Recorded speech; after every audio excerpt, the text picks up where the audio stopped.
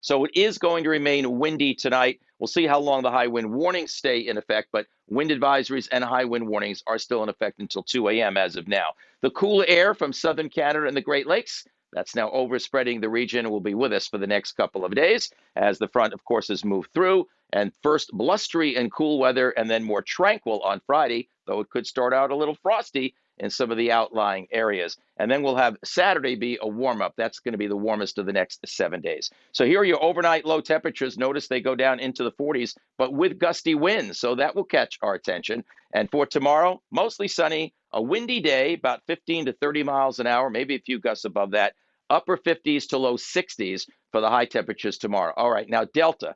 Delta did come across the northeast tip of the Yucatan as a Category 2 storm, certainly impacting significantly places like Cancun and Cozumel. Now it's back over the warm waters of the Gulf of Mexico. So as it tracks, it will likely gain some of its strength, then may weaken slightly before making landfall, but probably will still be a formidable hurricane when it reaches land along about Friday night in the Louisiana coast. Looks like it could be targeted. Remember, it is east of the center where you get the most significant effects. After that, it will weaken into a rainstorm. It may try to approach us by Monday or Tuesday of next week. Not sure if some or any of the rain will get to us, but if it does, that's when it would happen. In the meantime, there go the hefty rains that are going to fall, especially around Louisiana. All right, our next 7 days. There you go. Still windy tomorrow, but bright, chilly early Friday. Pleasant day, though. And the warmest day is on Saturday. So most of the holiday weekend, at least through Sunday, for sure, looks pretty nice at this time. Hope to see you later tonight. I'm meteorologist Harvey Leonard.